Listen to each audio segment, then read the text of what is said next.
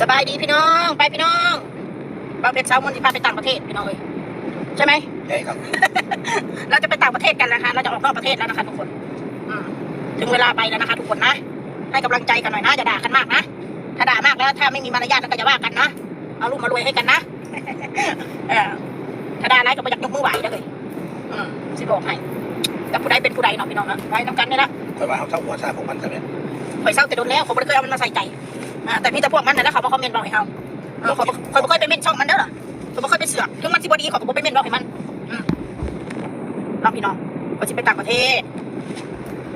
เรากำลังจะบินไปไปขึ้นเครื่องบินแล้วนะทุกคนนะพ่อใหญ่เพชรจองตัวเครื่องบินไว้ไปอเมริกาคนละเราจะไปอเมริกากันตัวเครื่องบินก็ไม่เท่าไหร่หรอก$2,000-3,000นี่แหละพี่น้องค่ะนั่นแหละมาเบิ่งอย่าเพิ่งเตรียมลงไปเลยมาเบิ่งกันก่อนอื่นก็คือ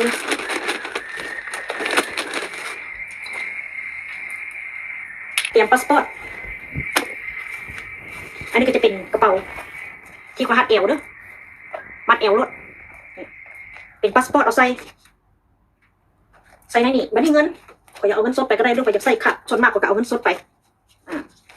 แหนบละ1,000เอาไปแค่นี้สักก่อน5,000นี่1 2 3 4 5 6 7 8 9 10 1,000อย่าว่าเงินปลอมล่ะเขาไปเอาไก่10,000เด้อเขาไปเอาเงิน10,000ออกนอกประเทศอย่างหน่อยสำนี้เขาจะเอาอันนี้เขาจะเอาติดตัวไปเพราะว่าย้ำข่อยอยากแลกเงินใส่บอกหรือว่าให้ทิปบอกหรือว่าจังไหน1 ปี6 7 8 9 10คนแนบไว้